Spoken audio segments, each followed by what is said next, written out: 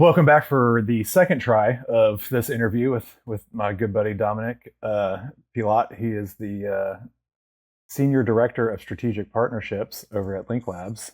Link Laboratory? Link Labs? What's the matter? Link Labs. Okay. Link Labs, very good. Hey, I got it. We're good to go. We're off to a good start. It is. Thanks for joining us today, Dominik. Thank you for having me. It's a pleasure. And as always, we've got the other Rad Dad, Mr. Nealon, safe and sound with his What's up? luxury of power and internet down in Fulshire. In Richmond. Yeah, You're down in Richmond, huh? Southeast, Okay. George Ranch area. Yeah. I always get that whole area blends together once I get south of the toll road. Well, it's crazy because I tell people I'm in Richmond, and most people think I'm in that Mhm. Katy side of Richmond, and I'm like, no, I'm like The 40 other way. minutes the other way. Like the zip code of Richmond is just massive, as far as what it covers. Yeah. Well, Dominik, let's just jump into what you're doing these days. I know Dominik from when we worked together at HiveCell, but what are you doing at Link Labs these days? What are you guys kind of tell people a little bit about what Link Labs is and what you're working on over there? Yeah, happy to. Or let's say why did I go to Link Labs, right? It's an IoT company, and it's an IoT technology company. What they do and what they do best in the world is asset tracking, right? So they have an asset tracking technology basically based on edge computing, right? So John, our story just continues, right? What do we do at Link Labs? We provide asset tracking everywhere, right? Like I have a background in IoT. I've been working in IoT for the last decade. And I've been working with a lot of companies and also with a lot of asset tracking companies. And you will very, very often hear companies say, hey, we track your assets when they're indoors, right? For example, right? So we can tell you where in your warehouse your assets are, where in your manufacturing process your assets are. Oh, they go out of the house? No, we can't track them there, right? And then there's this other group of companies that does all outdoor asset tracking, right? So then there's this whole suite of GPS asset trackers that will allow you to track assets, track trailers, track machinery, track fracking vans, and so on, anywhere in the world, anywhere outdoors. But the moment this kind of asset goes indoors, let's say you're tracking a tote, a pallet, or even a bigger piece of machinery, and this kind of asset goes indoors, you lose track of it, because GPS just doesn't work well inside. So that's one of the big things that Link Labs does. We do tracking everywhere and seamlessly everywhere, so that if your supply chain actually spreads, from the inside to the outside to the inside again and so on, we actually allow you to track your assets through all of these transitions. And the other big thing is it's completely optimized for low energy, low data throughput, and low cost, right? And huge battery, like as long battery lives as possible. That's kind of the big theme in the asset tracking world, because a lot of my friends ask me, well, asset tracking, I mean, we all do asset tracking, right? Like we're being tracked. Like you all are being tracked, right? That's just how the world works today. We have our smartphones. We have GPS always on. We know where we are. We know where our cars are, right? So why is there like this whole industry of asset tracking around IoT? And it's all a cost play, right? It's all the value is there of tracking things, but how low can we get the cost of actually setting such a system in place? And the cost is, hardware cost of connectivity, getting it, but also manual labor cost, right? Like of course there's a John taking care of his iPhone every day and charging it every day and making sure it's nice and, happy and healthy. Yeah, that's a good thing. You're also happy. But there is not a John for, every tote out there and every pallet out there and every trailer out there, right? So, that's what we're attacking, right? That's where we create hardware, firmware, software, cloud backend, the entire stack to track assets indoors and track assets outdoors, at pushing the cost as far down as possible, pushing battery life as far up as possible, and at the same time, always centering everything around innovation, right? Like we don't want to just just take what is existing. Let's take the horse and make it faster. We're building the car, right? Like we're bringing the innovation into into how asset tracking works, flipping it on its head, and just completely changing the game. How you work in this space of energy cost value that you are creating there. So let's jump into some of the technology. I mean, obviously, like John said, we've had this conversation a little bit, but I think one of the things I was pretty interested in, and it's kind of one of those things where you kind of can turn things inside out or think about it a different way, was I think you mentioned like Bluetooth technology, and people think about it as like data transmission, but you were able to actually use that chip as a processor, I believe, or something like that. Exactly. It's kind of a mega trend, and at the same time, it hasn't happened in IoT yet. The mega trend I'm talking about is the trend that brought John and me together, right? It's edge computing. Like that's what's happening right now in all of the IT industry, and anything related to assets that wants to utilize IT capabilities, specifically AI capabilities. There's now, there's mega trend of bring that compute closer to the edge, right? Like when you're thinking about oil and gas, you're thinking about not letting algorithms run somewhere in the cloud far away from that rig in Weston, Texas. No, you're thinking about actually putting compute closer to that rig, closer to wherever the data is actually created, and the value and insights have to come. That's the whole story of edge computing. So I know you guys had a few interviews on that, and I know that you guys have a strong background in it. And you would be surprised in asset tracking. Every other company doesn't think very much in the direction of edge computing, right? So I'm going to tell you how every indoor asset tracking technology in the world works in principle.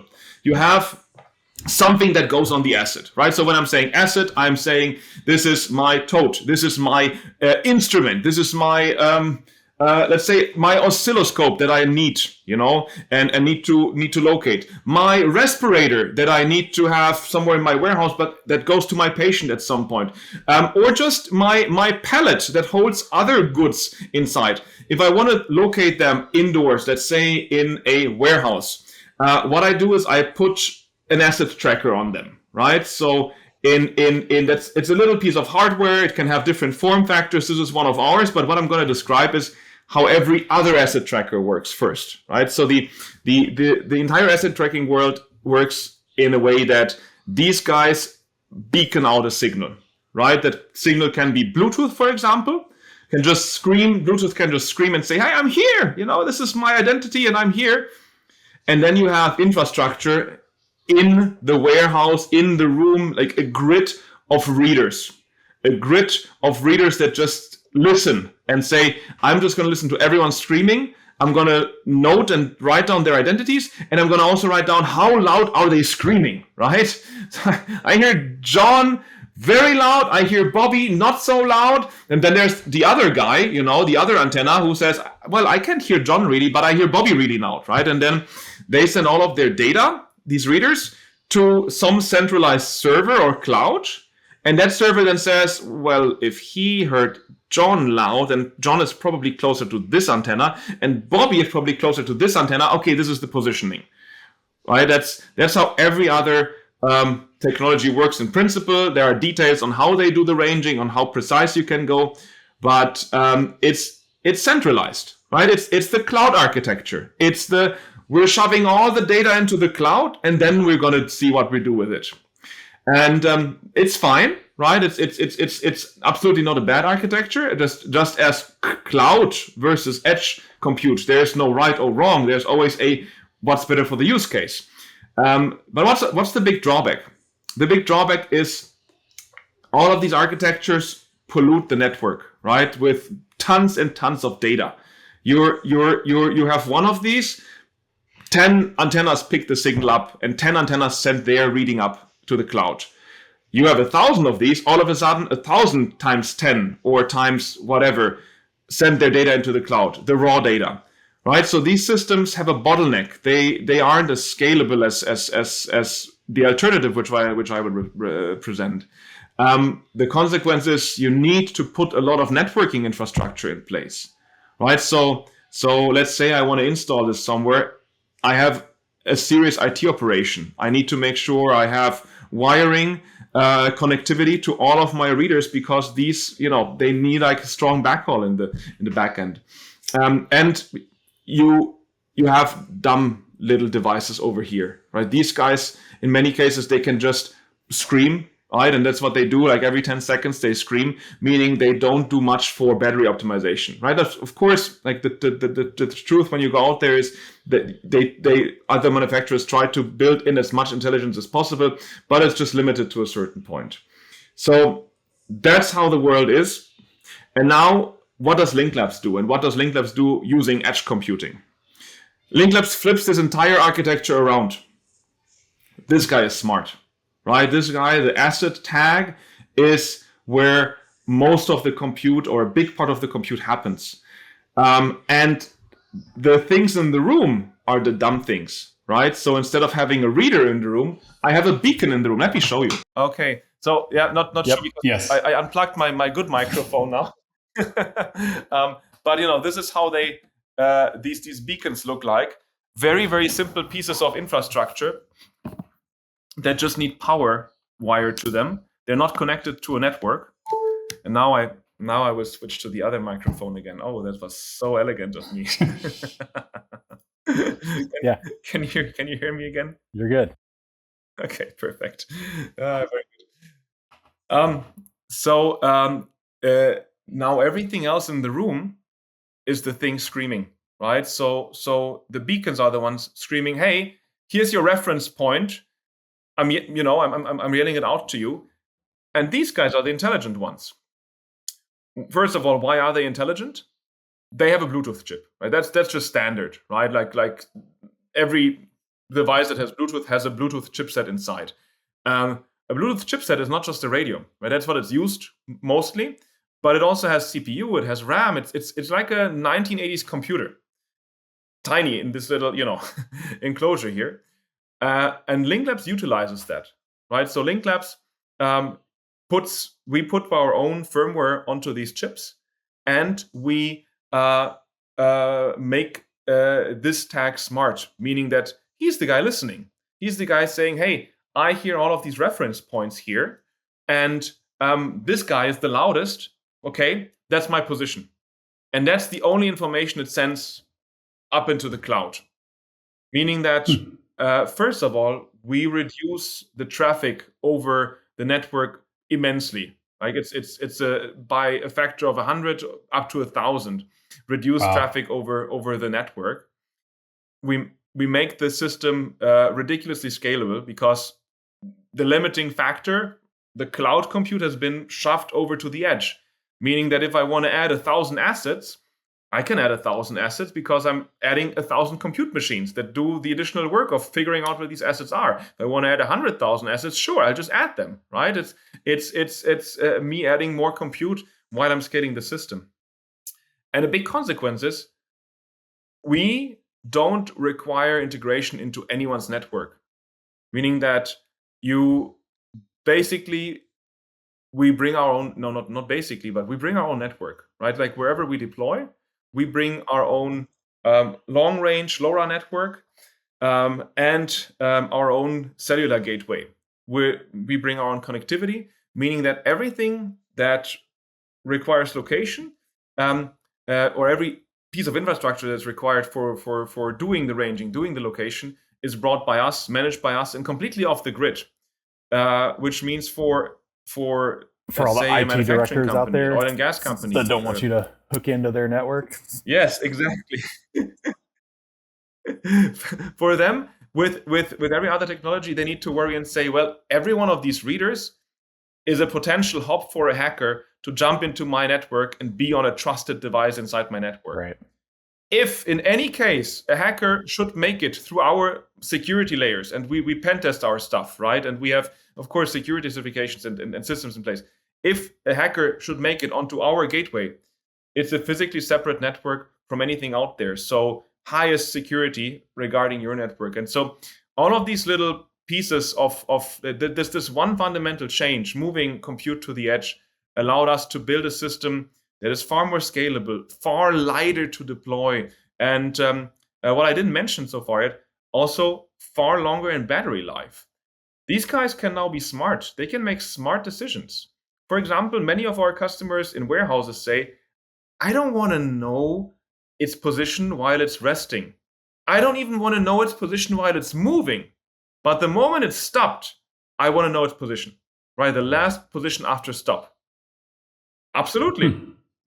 This guy saving energy, saving like 100x on battery consumption, because it doesn't have to give us any updates except for the moment where it stops. Perfect. Can extend the battery life to 10 years. And it's every time I extend battery life, the big thing I'm saving is manual labor of going out there and exchanging batteries and taking care of these. So for total cost of ownership, big part. So that's what we're doing differently on the technological side.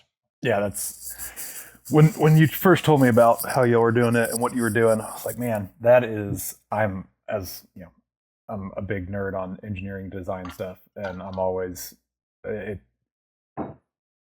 the simplest thing is always typically the best solution. And when you framed it up how y'all do it, I was like, oh, well, that makes a lot of sense. Like someone just rethought about this idea with a new perspective, instead of saying, oh, well, this is how everybody else does it, let's do it that way.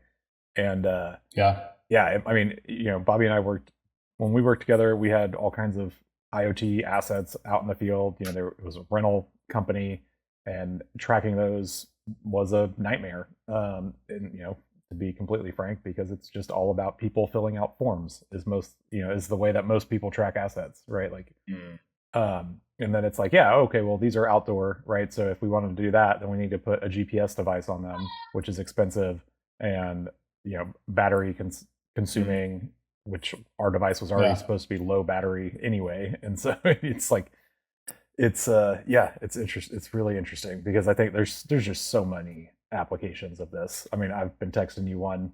I was at a water park with my kids a couple of months ago, and I started asking Dominik about some of his stuff and the capabilities of it. And I'm like, oh, well, maybe we have a side project that we're going to be working on here pretty soon. But there's so many assets in the oil field, and nobody tracks most of it, in all honesty, right? I mean, outside of vehicles and trailers where you can just plug into a OBD2 port or something like that, it has not been easy nor cost effective, historically speaking. Yeah, because I mean, it sounds like what you guys are doing can kind of remove a little bit more of that human element. Because again, we were looking at UPC codes or RFID and stuff like that, but still someone has to scan it in. There has to be a process and someone has to do it. But again, when you can offload as much of that to the machine as possible, you're going to get more accurate results generally and better stuff. And like you said, now that the cost is coming down, it's becoming more of a reality. So. Well, yeah, and it never makes sense to me where it's like, the cost coming down? How expensive. Sorry, Dominik. I was just saying, like, how expensive all the assets are out there, and then it's like you literally have no idea where it is at any given second because you don't want to put a tracker on it, or the technology was limiting or whatever it was. Yeah, but that's the point. Like you just said it, John. Right? The technology was limiting, and it's very much like. And I learned all of this from you guys, right? I'm an outsider to oil and gas, right? I know that's very different to many people who sit here and whose families have been in oil and gas for generations, right? Whose grandpa has been drilling boreholes with Halliburton and everything, right? Like with this Mr. Halliburton, right? So I'm very much an outsider, and as an outsider, you get to. I feel like you have to really learn more about it. It's like, getting the American citizenship, right? They don't ask you, John, like, hey, which country gave us the Statue of Liberty, right? But they're going to ask me, right? So I'm going to have to learn all of this, just as I had to learn, a lot of.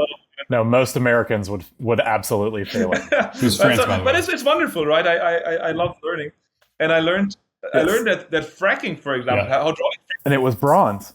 But what did you say, John? No, Bobby said it was France, and I was like, yeah, and it was bronze, it's true, nice and shiny originally. Like I say, it still is just oxidized, but right, it's just green. Yeah, no, very good, perfect. And I'm gonna have to learn all of this very soon, So, that's how I also learned about oil and gas as an outsider, what is the history of it, and one story that I literally loved was the story of hydraulic fracturing, and that you had these huge amount of reservoirs of oil on United States territory, but it was just not accessible. Shale oil, right? It's just like you with traditional drilling, right? With traditional recovery techniques, sure, right? Like we could say, well, why don't you just drill more holes, right? Just more vertical holes and just get any of it. It doesn't make sense economically, right? And then these guys figured out, well, if we now instead of drilling like this, at some point go like this, yeah? And then we just like pump in tons of water that has other chemicals inside, right, and crack up all of this shale, yeah. All of a sudden it becomes economical to drill, right, which put tons of reservoirs on the map. And that story very much resonated with me when I learned about or it came up when I learned about how Link Labs is doing things, because it's like, instead of doing, we know how asset tracking works. This is the general architecture. We could just be drilling vertical holes and that's it. They were like, why don't we drill horizontally? Why don't we start fracturing? Why don't we just do things a little different, to a huge difference in effect? And all of a sudden, and why I love oil and gas about it, and I'm starting to see traction. I'm responsible for partnerships, right? And starting to see tractions on partners bringing in oil and gas use cases. And think about a drilling site in West Texas, right? Like you have bad internet, right? Like number one, like you have a cradle point, which is very limited in how much bandwidth you get, right? So every kilobit per second, well, has to be accounted for, that you're getting. You have this little town that is set up, right, in a matter of weeks, and then it's very well populated, but also very dynamic. Like a lot of things don't make sense. It doesn't make sense to put a tracking technology there that requires heavy infrastructure, that requires to have very good throughput, that even requires you to put in maybe an additional server into that tiny cabinet, where all of the rack spaces are already full, and where there is no air conditioning or whatever. So like all of these, in many cases, just putting technology like this out there didn't make sense.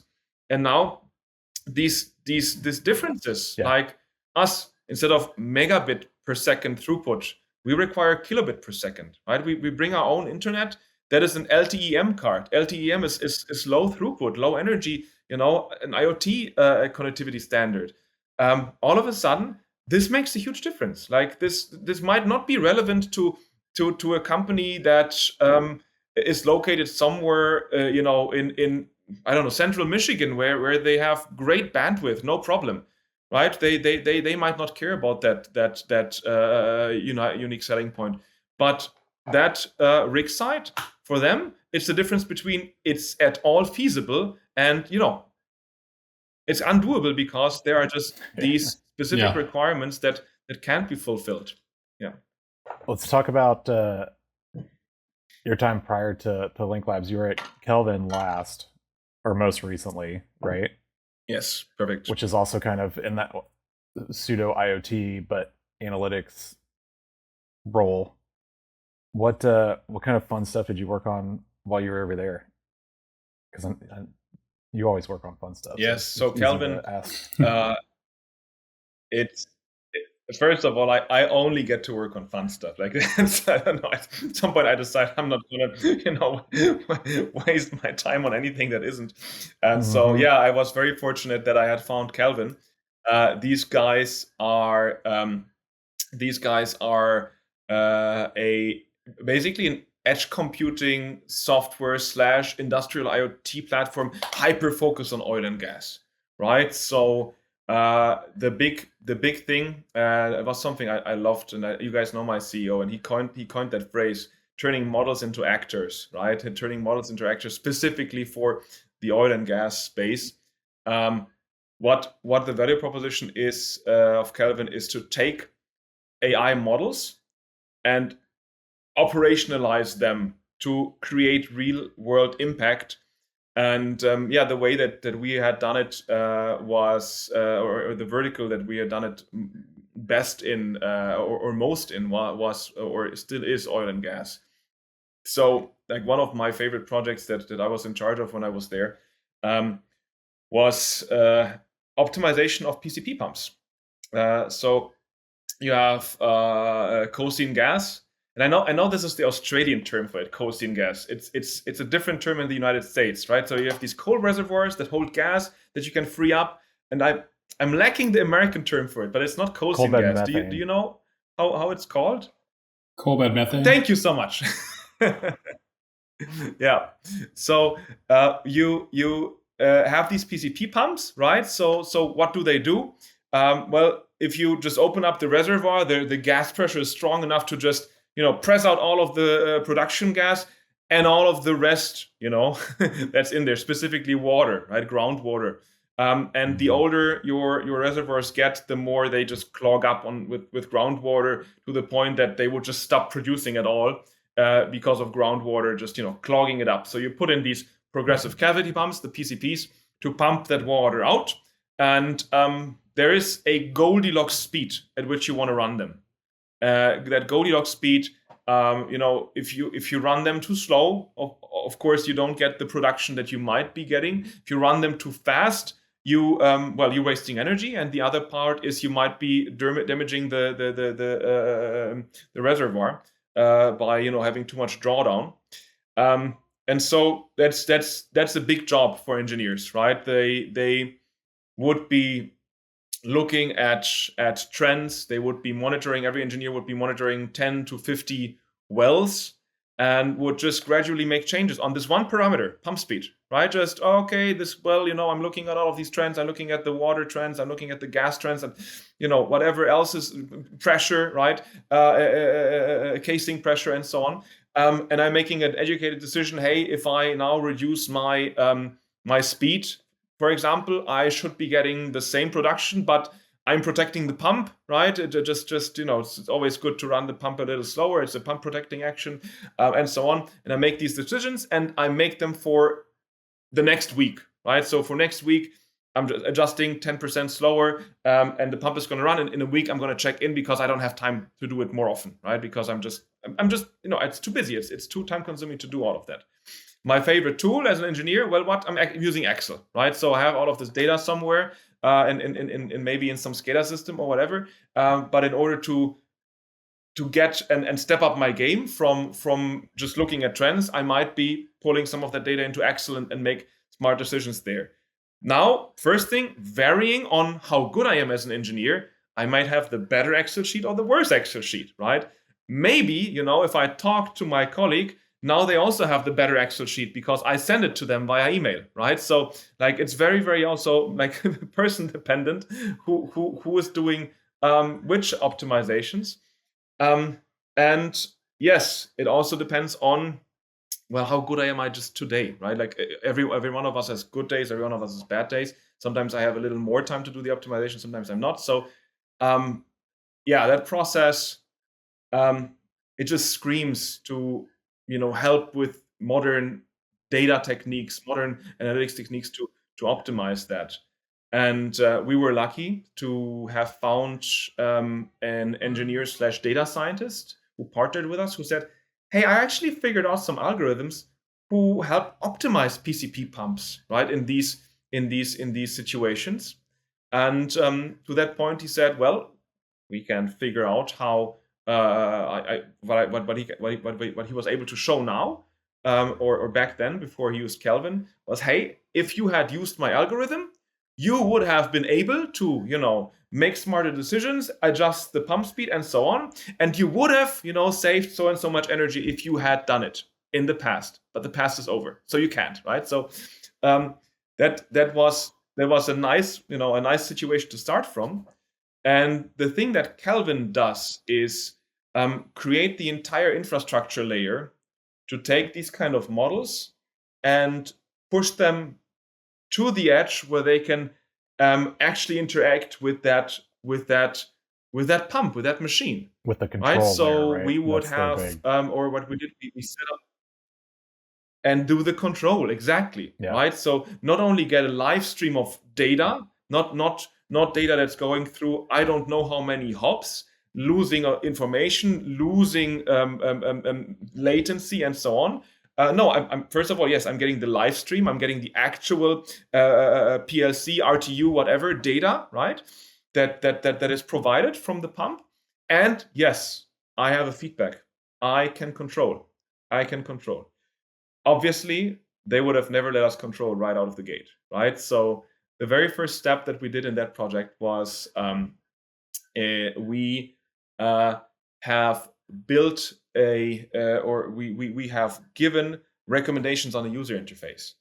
Meaning now, instead of just having your list of wells and being able to look at trends, there was also a little button saying, hey, here's a recommendation.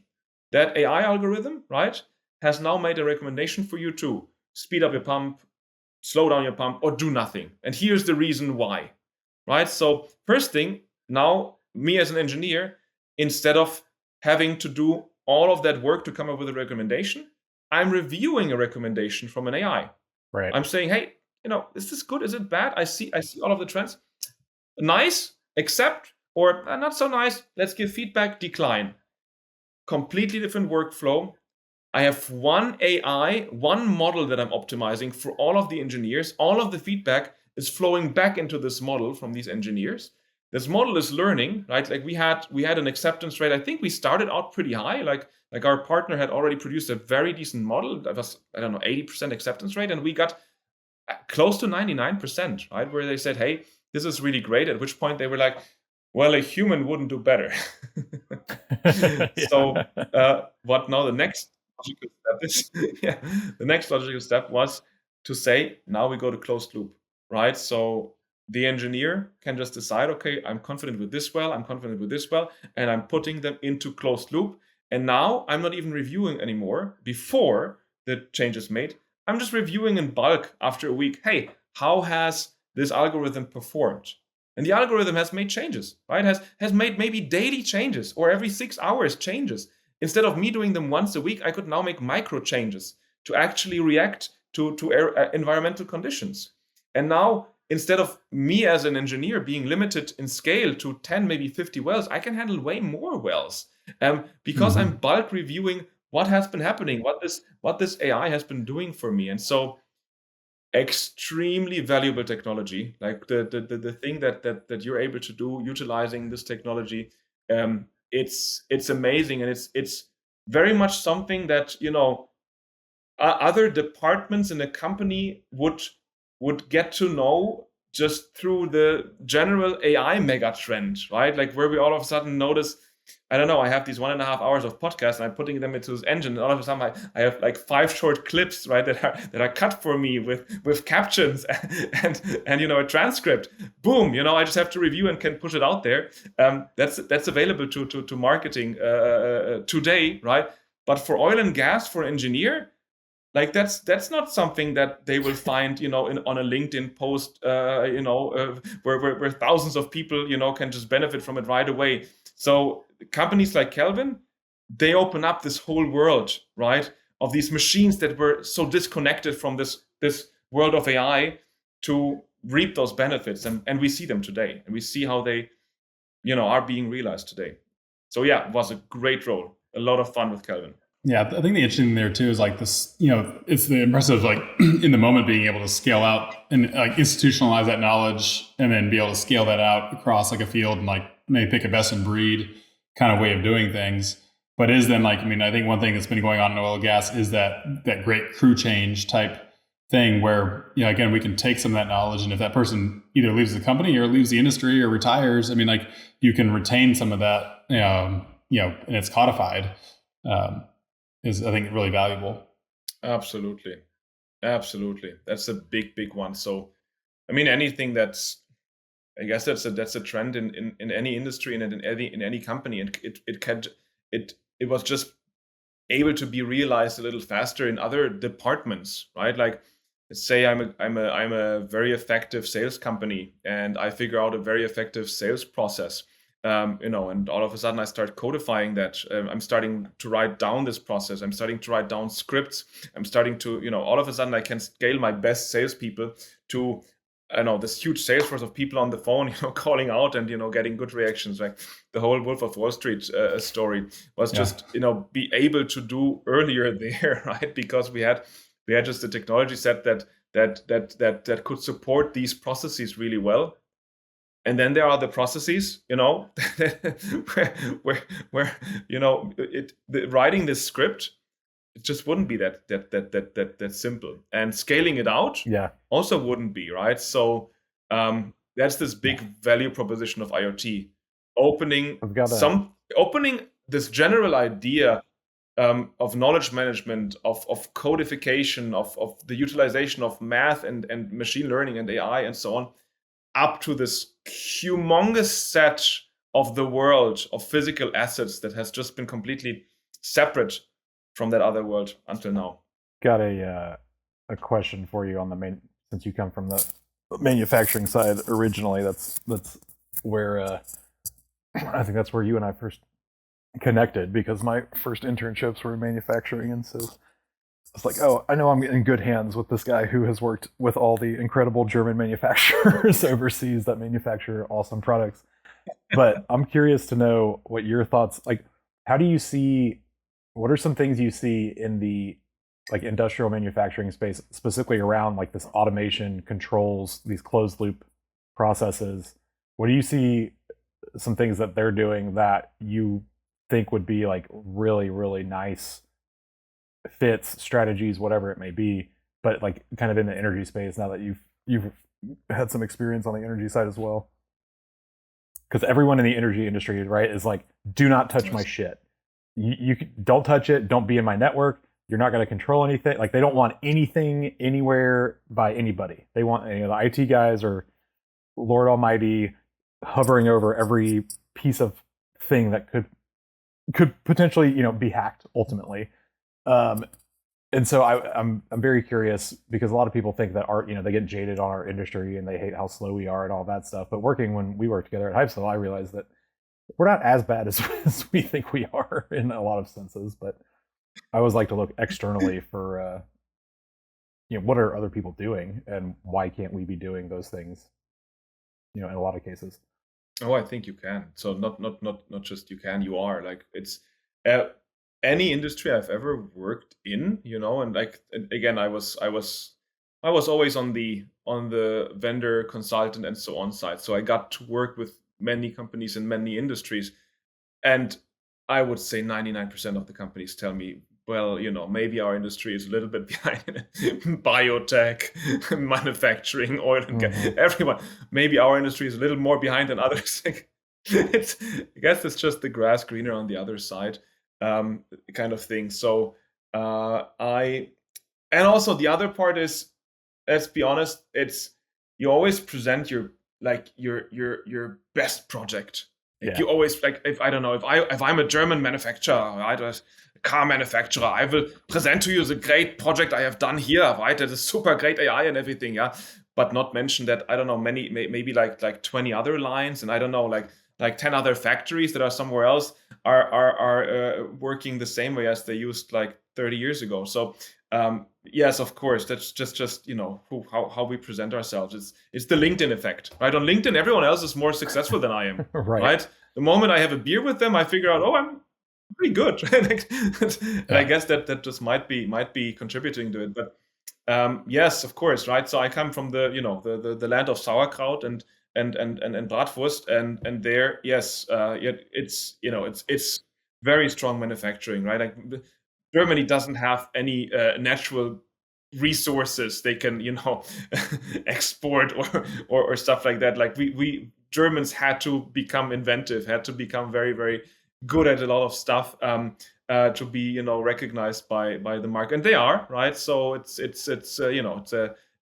great country to be in, to work with and to work in, and yes, like that's a big part that German let's say the drive might be, and maybe you guys can give me a reflection on this, but like one of the big drivers that I always heard was it's worldwide competitiveness, right? Like why do German manufacturers feel driven towards AI, feel driven towards utilizing IoT, feel driven to all of that? And one of the main reasons given is we need to be able to compete with China, to compete with, right? Like these other markets out there, because we cannot outscale them on manpower. We cannot outscale them on, I don't know, just having cheaper resources or whatever. Like we need to be smarter. We need to outsmart them. That was a big driver. That was a big thing that initiated a lot of projects. At the same time, I got the same pushback, right? It was the same pushback from IT, but also from the manufacturing, saying, "Hey, the system is working, right?" And maybe in a way that we figured out no one knows exactly why it's working, right? Like we're producing. Maybe we have the actual leanest process to produce this specific part in the world, but like the people who have set it up can't tell you exactly why. Like this kind of, like, you will hear this from everyone. You will hear this from programmers, from some of the best programmers, where it's like, I'm following design guidelines, and I have my code commented. But then there's this one routine that I've written like 10 years ago, and I'm not touching it because for some reason, it works. I don't get it, but I'm not going to touch it. And that's, of course, a big, that's a big issue. That's a big thing to work with when you're now saying, hey, I might be introducing something into your process. I might be introducing something that now requires you to adjust that process and potentially jeopardize it. So when I used to work these cases, I never did. Like I never introduced something into the actual process. It was always parallel. It was always, we're producing intelligence for you, right? We're producing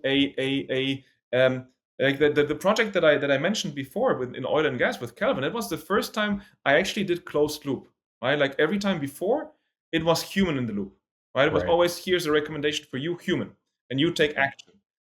And I think that is something that the industry has to go through and had to go through, and every company has to go through, because without the push of value, like you're telling concepts to these people that you as an IT person might have just understood. Right. And now you're asking them that have been successfully doing what they've been doing for 30 years to see the value.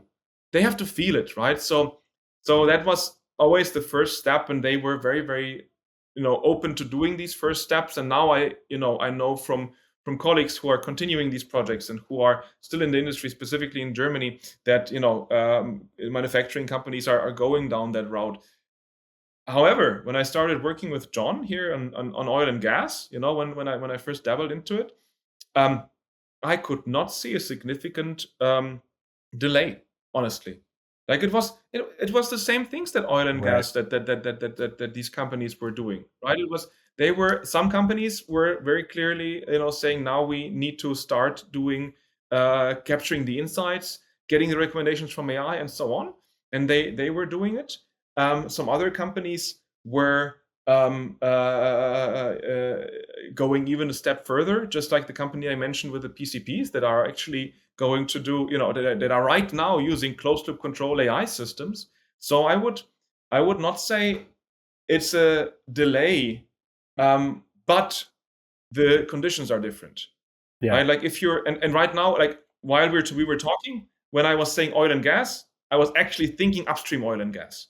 Like the moment you're talking about refineries, the game is different, right? But when we're just really thinking about those dirty, operations out there to get all of, get those boreholes and have these, like that's not a nice, clean manufacturing site. That's not a clean room and a very, very controlled environment. Yes, of course it's controlled, but it has much larger challenges, and I think that's something that just needs to be appreciated. That in order to get that oil out, that's drilling is $1 million high risk operation, right? Mhm. With a lot of strong men out there, actually using physical force that you might just behave differently in, when you're producing, I don't know, an H2 generator or something like that in a nice factory. Yeah, I've spent a lot of time standing by 10,000 psi pipe that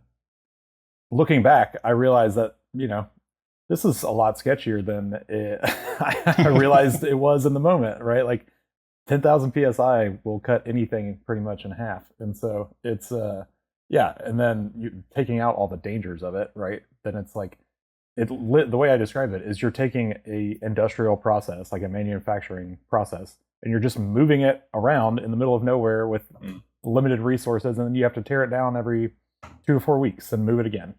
And so it's very hard to do standardized stuff, to set up infrastructure, all of that fun stuff. But we have all kinds of different bounding conditions than a lot of other industries do. Hey, Dominic, so now that we started talking a little bit about Germany, I remember really enjoyed the discussion about kind of your, I guess, your university experience and I think, was it your PhD or thesis or whatever, but kind of how you got into this side of the business. And I think it'd be good if you could kind of dive into that again. Yeah, happy to. Absolutely. Yeah, I so as I mentioned, I'm a first generation German immigrant, right? We moved to the United States. My wife, my 4 boys, and I. We moved here about 2.5 years ago, and before that, yes, I lived in Germany all my life.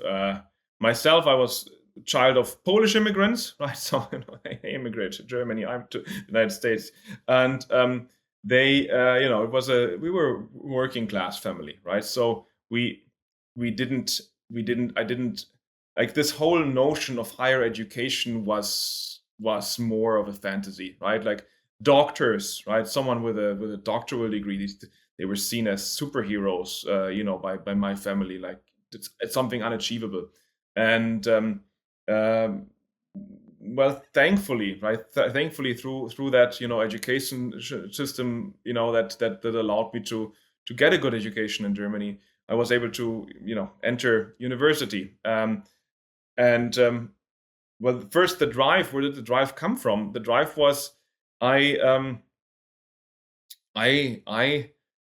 don't know. I was an awkward child. Like I spent a lot of time dreaming. I spent a lot of time just in my own head, zoning out and imagining, how I will become an inventor, how I will somehow, make the physical world better doing, using technology and math. And that was a strong driver, right? Like that was a strong thing that drove me towards just always doing that next step.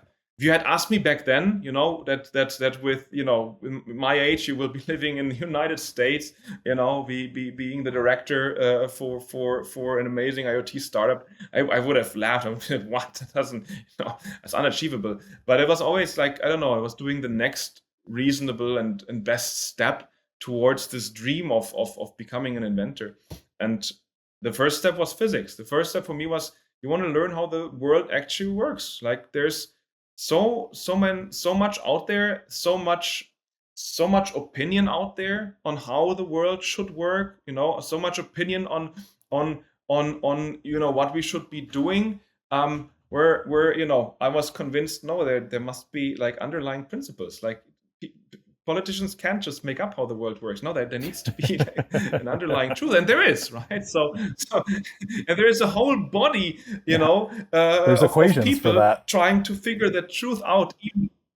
Yes, right. There's like it's called science, and these people, all they do is just figuring out what is actually true. And it's a wonderful word. I loved getting immersed into it. It's like these people fight with each other all the time. They're being very irrational, but somehow rational, comes out of it, right? Like I was in science, I was bashing people around the globe saying, your theory is stupid and I have the data to prove it. Boom, right? Like this is how science actually works. Like it's a very, very emotional but respectful way of I come up with something a little better than you, and now I'm challenging you to come up with something even better that challenges what I just came up with.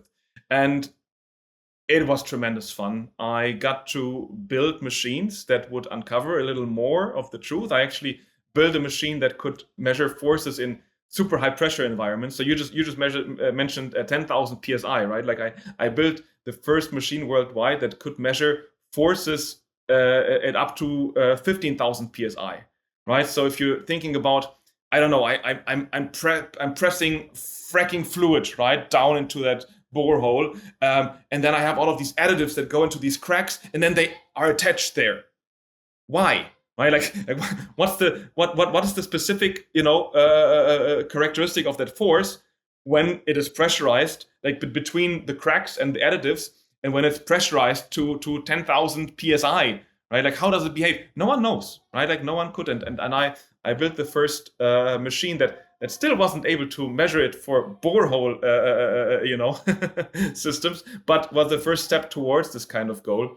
And it was tremendous fun. It was very empowering for that, child from a Polish immigrant family to be able to know, hey, you've done something that actually changed the world knowledge. And at the same time, I was missing the impact, right? Like I was like, that's cool, that's nice, and like I have now my name on a few things, but like where's the dollar amount, right? Like where's I don't know, where can I point to and say I made this better?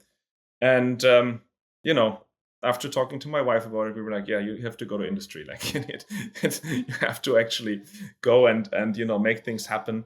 And I was lucky that back then I found a company who really wanted to get into IoT. So it was SVA, Systemvertrieb Alexander, one of the largest German systems integrators, IT systems integrators, like the fastest growing IT systems integrators. So I was lucky finding them. And back then they were like, well, all of these big companies all of our partners like Cisco, IBM, Dell, all of them come to us and say, hey, SVA, why don't you do IoT? But we don't know what that means. So why don't you figure it out? And that's wonderful. I love working that way. And John knows, like, I love just being thrown at a problem that, no one knows whether it will work or not. And, I thought I would be doing technical stuff. I'm a scientist. I thought I would be now, have to figure technology out for IoT. But what I was actually figuring out was business models. Like, what is the business model of an IT systems integrator in the IoT world? What is the role of a partner company like IBM, Cisco, and so on, right? Like, they all were screaming IoT, but they didn't have an idea what their role is going to be, right? They were just coining buzzwords, Internet of Everything, what's an IoT? It was no meaning behind it, right? They were trying to figure out how they would actually do business. Some of it worked, some of it didn't.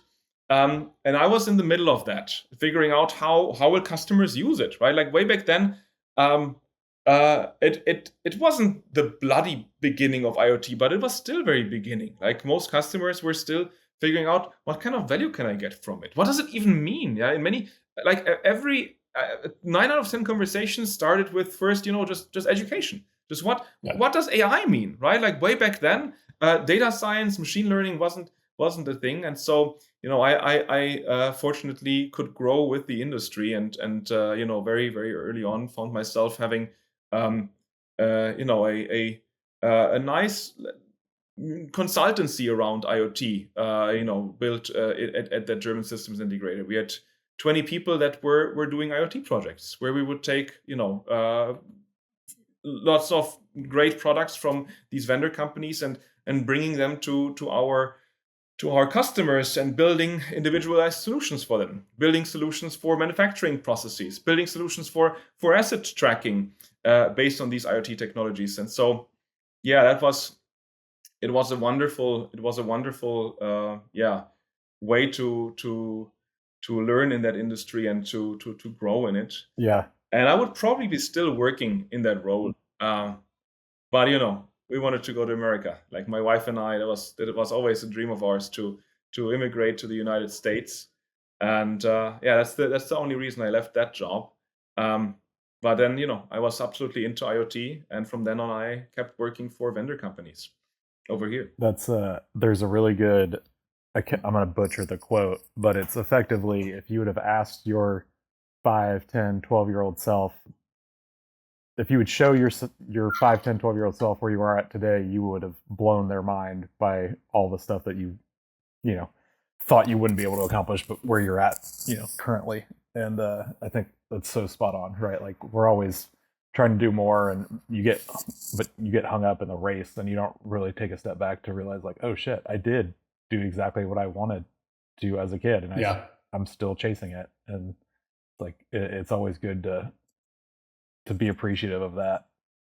But that's also, it's hard for people like us because we always just want to keep doing better, right? Like, we're engineers, we optimize. What I wanted to say is, I remember that post from you, John. It was, I don't know, it was some kind of picture, the grit, the grind, keep grinding.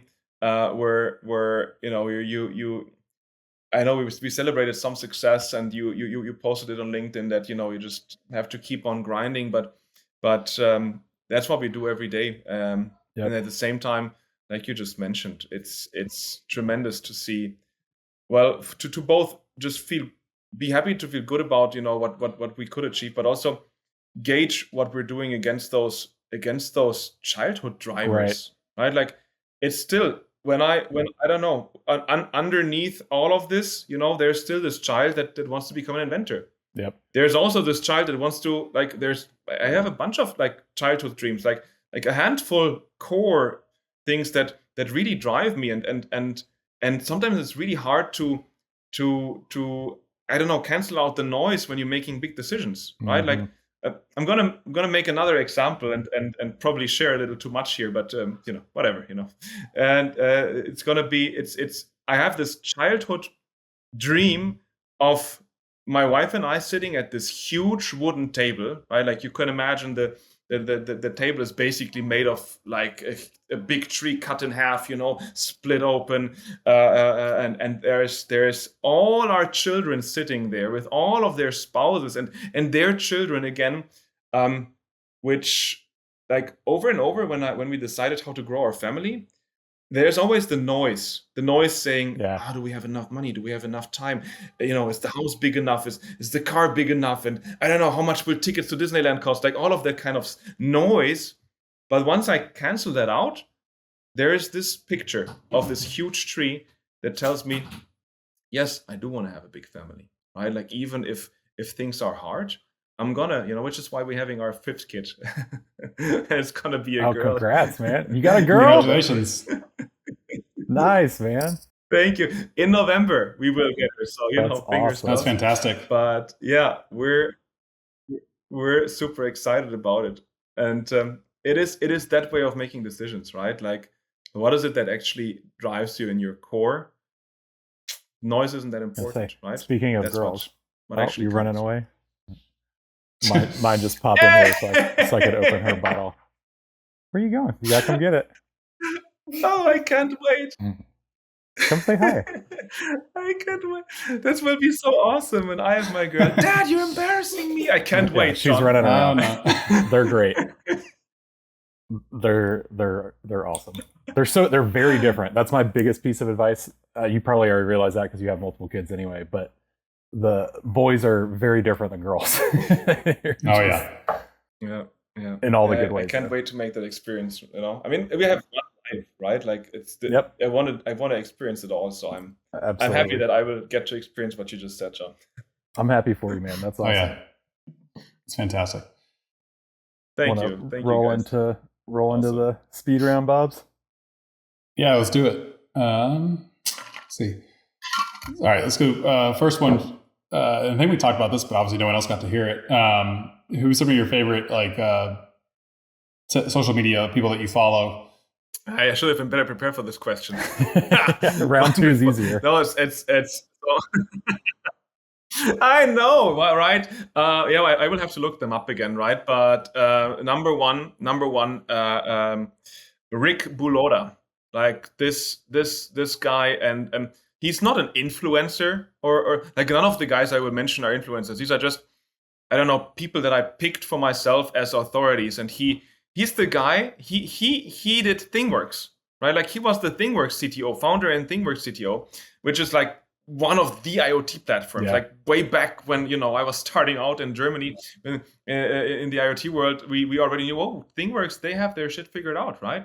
And so, he did that and is now, I'm not 100% sure how his Vita afterwards went, but is angel investor, and LinkedIn heckler, which is awesome. Like he is going to speak the truth. Like that's maybe my favorite thing about him. Like he's gonna just call out companies bullshit. He's just gonna call out, OPCUA foundations, I don't know, false path that they're on. Like it's awesome to listen to him because it's like he doesn't put on any masks, right? He just says it as it is. So for me personally, tremendous, seeing someone like that and model that behavior of just more truth finding in the industry. I had the chance to also, personally speak with him and just get to know him a little bit. And absolutely someone who he might not be famous, right? He might have, I don't know, maybe look it up. He's like 5,000, 6,000 followers, right? Like so he's like way below any influencer you will find, but this is like the type of golden nugget that I'm really happy to follow. So yeah, he's absolutely one of those. Steve Broomer, he's another one. Like way back when I was in Germany, trying to somehow get my foot into the US market, I was cold writing people on LinkedIn that I just, like trying to research who is doing what in IoT over there. Like I knew many of the vendor companies just from working with them, right? Many of them were my partners. I had around 20 partner companies when I was at SVA. But just getting a foot in the door with professionals, and he was one of them. Like I wrote this goofy pitch mail, right? Like where I would be like, I'm an IoT and working over here in Germany, and immigrating with my wife and kids to the United States. Would you give this goofy red-headed German guy a chance, right? And jump on a call with me? And he was like, of course, which is awesome. Like this guy, he has his own company. He has been working in the industry for a long time. He's absolutely has a crowd of people respecting him. You see him regularly on trade shows, on podcasts and everything. So and he took the time to just talk to me. He took the time to just get to know me and give me some guidance. And like I always, enjoyed his posts, enjoyed his work. And again, like I don't know, he might have 5,000 followers, right? But this guy knows his shit, right? And this guy has shown. What I love is people that just, I don't know. I was brought up by this generation of I don't know, teachers and bosses that sometimes didn't have the best humane behavior, right? Where it would be acceptable that they would call out your mistakes in front of everyone, where they, I don't know, would make you feel, I don't know, make your heart race by pushing on you because you can't do something. I don't know. Like all of a sudden, or it took me a while just as a man to realize that the kindness that I want to show people is actually cool. Like that's actually a good thing, right? And because I don't know, that like really growing up there weren't many role models in these top positions that showed this kind of kindness. And so having someone like Steve Broomer just being kind, like he's an authority. He didn't have to talk to me, right? There was no dollar amount, to my head, but he took the time. So yes, this is someone I'm very happily following, and just someone who's That's modeling awesome. Behavior that I love being part too. So these two absolute favorites of mine. That's awesome. No, that's awesome. That's one. I mean, having been on the sales side for almost however long I was in sales prior to this, it's one of those things. Like I tell people, you would be amazed at how many people are willing to talk to you, but the problem is you are too scared to ask, and like just do it. And guess what? If they say no or they don't respond to you, nothing happened. Like you're in the same exact spot, right? Like, but if they do, and it could open a door, it could lead to, like, you have no idea where it's going to lead. So don't be scared of doing that. That's a really cool story to kind of put behind that, Dominic. What is your, you've got kids, so it's an easy one. Favorite board or video kind of game that you guys play or anything like that? Oh yeah, absolutely. So my boys all love Minecraft 100%. And full disclosure, I never played Minecraft before. Like Yeah, me neither. I still don't understand a lot of it. Dungeons and Dragons nerd, and yeah, but they, like, I love that they're all playing it, and they're playing it very differently. Like, I have from, I don't know, the boys who will just want to go on adventures to the boys who just want to build stuff and have it nice. Every flavor in my house. So that's absolutely a favorite in my house. It's a great here. And Jenga, somehow Jenga is still like super popular. Like, it's we played it as kids. Now my kids love it, and because of the age range, it's just something everyone can participate in. But my current favorite family game we get to play is it's called Poetry for Neanderthals. So, like, everyone who has kids that are at reading age at least, this is awesome, right? Like, you have to explain something with only one syllable words, and if you use more than one syllable words, you get hit by the nose stick, right? So the kids get to hold a blow up stick and hit you over the head if you use two syllable words, and you have to explain s'mores with small white cube. That sounds like it would be a lot of fun. It's a lot of fun. Yeah, that'd be a cool game. Awesome, man. Well, man, this has been just as good the second time as it was the first time, Dominic. I can't thank you enough for jumping on, and I know we will have you back when we do some more of our kind of panel stuff, especially on IoT and Edge.